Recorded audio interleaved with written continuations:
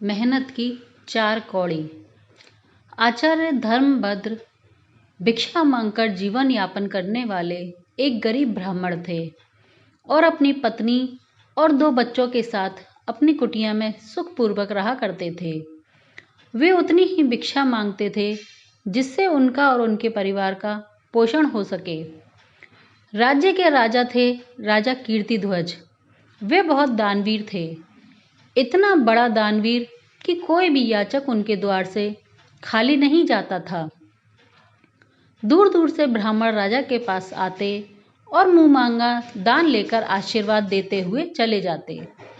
एक दिन ब्राह्मण धर्मभद्र की पत्नी ने उनसे कहा, दूर दूर के ब्राह्मण राजा से मनचाहा दान लेकर चले जाते हैं और आप यहाँ होकर भी एक बार भी राजा के पास नहीं गए। जन्म भर की कंगाली कहाँ तक झेलूं? आज आप जाओ और राजा से कुछ मांग कर लाओ। ब्राह्मण धर्मभद्र अपनी पत्नी को समझाते हुए बोलते हैं कि अन्न और धन वही श्रेष्ठ है जो परिश्रम से अर्जित किया जाए। बिना परिश्रम के उगाया हुआ अन्न खाकर हमारा पेट तो मोटा हो सकता है, भूख भी मिट सकती है, पर उसमें ब्रह्म विकसित नहीं हो सकता। और वैसे भी हमें इतना ही तो मिल ही जाता है जिससे हमारा अपना पेट भर सके। पर ब्राह्मण धर्मभद्र की पत्नी जिद पर अड़ गई। पेट भरने के लिए जीना सिर्फ पशुओं के जीवन का उद्देश्य हो सकता है, मनुष्यों का नहीं। कब तक हम कंगाली झेलते रहेंगे? जब हमारे बच्चे दूसरे बच्चों को पहनते ओढ़ते और खाते पीते देखते हैं तो उनका मन भी ललायित होता रहता है। मैं कुछ नहीं जानती। आज आप अब राजा के पास जाओ। राजा बहुत भला व्यक्ति है, वो हमें जरूर मुंह मांगा दान देगा। और पत्नी की जिद के आगे विवश होकर ब्राह्मण धर्मभद्र राजा के महल की ओर चल देते हैं। अपने गांव से महल के पास पहुंचकर ब्राह्मण धर्मभद्र ने याचकों की एक लंबी कतार देखी। उन्हें वह सब दान में मिल रहा था जो वे मांग रहे थे। ब्राह्मण धर्मभद्र भी उसी कतार में खड़े हो गए। जब उनकी बारी आई और एक सिपाही ने उनसे पूछा, बताइए ब्राह्मण देवता, आपको क्या चाहिए और कितना चाहिए? इस दरबार से कभी कोई खाली नहीं गया। तो ब्राह्मण मुस्कुराते हुए बोले, जाकर महाराज से कहिए कि एक याचक आया हुआ है और वह इतना धन मांग रहा है जितना उसको देते देते पूरा राजकोष खाली हो जाएगा, पर याचक की मांग पूरी नहीं होगी। सिपाहियों ने एक दूसरे की ओर देखा, पर इतने बड़े ब्राह्मण का भी अनादर नहीं कर पाए और विनम्रता से जाकर राजा को सारी बात कह सुनाई। राजा कीर्तिध्वज को बड़ा आश्चर्य हुआ। यह ब्राह्मण कौन है और ऐसा क्या मांगने वाला है जो मैं नहीं दे सकता? राजा ने ब्राह्मण को महल में बुलवाया और पूछा, बताइए ब्राह्मण देव, मैं आपकी क्या सेवा कर सकता हूँ? ब्राह्मण बोले, मैं जो मांगूं वो आप दे सकेंगे? राजा ने कहा, हाँ हाँ कहिए, मैं आपकी क्या सेवा कर सकता हूँ? जो आप दान में मांगेंगे मैं आपको वही दूंगा, हम वचन देते हैं। तो ठीक है महाराज, मैं कुछ और नहीं चाहता, बस आप मुझे अपने पुरुषार्थ की कमाई से अर्जित किए हुए अपने पसीने की कमाई से 4 कौड़ी दान में दे दीजिए। ब्राह्मण की बात सुनकर राजा चौंक गया और सोचने लगा, खजाने में बहुत सारा धन पड़ा है, पर उसमें मेरी मेहनत की 1 कौड़ी भी नहीं है। राजा ने ब्राह्मण से कहा, आप मुझे 1 दिन का समय दें, कल मैं आपको आपका मुंह मांगा दान दे दूंगा। ब्राह्मण धर्मभद्र जब खाली हाथ घर पहुंचे तो पत्नी ने कारण पूछा, तो उन्होंने कहा, चिंता ना करो स्वामिनी, मैंने महाराज से इतना धन मांगा है कि उन्होंने उसे इकट्ठा करने के लिए 1 दिन का समय मांगा है। ब्राह्मण की आंखें चमक उठीं और चेहरा खुशी से खिल उठा और वह झूम उठी, क्योंकि गरीबी के दिन अब हमेशा के लिए दूर होने वाले थे। दूसरी ओर राजा ने अपने राजसी कपड़े बदलकर आम आदमी का चोला पहन लिया और मजदूर जैसा वेश बना लिया। जब राजा की पत्नी ने देखा और कारण पूछा तो राजा ने सब कुछ बताया। रानी बोली, अगर राजमहल में मैं आपकी पत्नी थी तो राजमहल के बाहर भी मैं आपके साथ रहूंगी। इस प्रकार राजा और रानी मजदूरी की तलाश में शहर में निकल पड़े। लोहारों के मोहल्ले में जाकर राजा ने आवाज लगाई, किसी को मजदूर चाहिए तो मुझे बुला सकता है।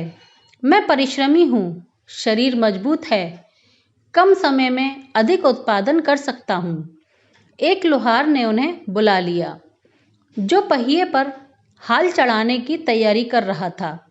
उसने राजा से कहा, देखो, तुम्हें पहले खलात धोकनी पड़ेगी और जब आग आ जाए उसके बाद घन पीटना होगा।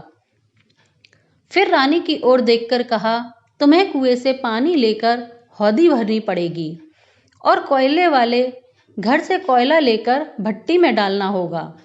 तुम दोनों को दिन भर में 2-2 कौड़ी मिलेंगी। अगर काम पसंद हो तो बोलो।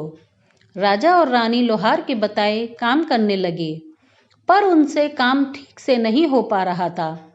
लोहार और लोहारिन उनको जरा जरा सी गलतियों पर बहुत बुरी तरह से डांट फटकार रहे थे। शाम तक घन पीटते पीटते राजा के शरीर पसीने से तरबतर हो गया और भट्टी में लोहा पिघलाते पिघलाते उनके हाथ जल गए। इस प्रकार उनकी पत्नी महारानी ने भी कुएं से बाल्टी खींच खींच कर लाते वक्त उनके हाथों में छाले पड़ गए और पैरों में फफोले पड़ गए और जैसे तैसे उन्होंने लोहार और लोहारिन का दिया हुआ सारा काम कर डाला और अंत में लोहार ने राजा और रानी को 2-2 पैसे, कुल 4 पैसे दिए, जिसे वे बड़ी खुशी खुशी लेकर महल आ गए। राजा ने वे 4 पैसे अलग से रख दिए और अगले दिन ब्राह्मण को बुलाकर उन्हें दे दिए। ब्राह्मण धर्मभद्र ने राजा को आशीर्वाद दिया और घर लौट गए और घर पहुंचकर ब्राह्मणी से कहा, ये लो स्वामिनी, मैं राजा के यहाँ से दक्षिणा ले आया हूँ।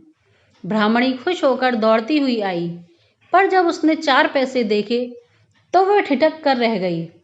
वो जल भुनकर अपने पति से बोली, तुम जैसे दरिद्र से राजा के यहाँ जाकर भी कुछ न मांगा गया, क्या करूं मैं इन 4 पैसों का। ऐसा कहकर उसने वे चारों सिक्के घर के बाहर की क्यारी में फेंक दिए और कुछ ही दिन बाद वे दोनों उन सिक्कों के बारे में भूल गए। कुछ हफ्तों के बाद क्यारी में 4 पौधे उगे। चारों पौधे बहुत सुंदर थे। यह देखकर ब्राह्मणी रोज उनमें पानी डाल देती। 4 महीने बाद वो पौधे बड़े हो गए और उनमें फूल लगने लगे। फूल सूखने पर उनसे मोती झड़ने लगे। ब्राह्मण और ब्राह्मणी ने कभी मोती नहीं देखे थे। वे समझे कि कोई बीज है। रोज कई फूल झड़ते और बहुत सारे मोती पूरी क्यारी में बिखर जाते। ब्राह्मणी उन मोतियों को समेटकर घर के एक कोने में डाल देती।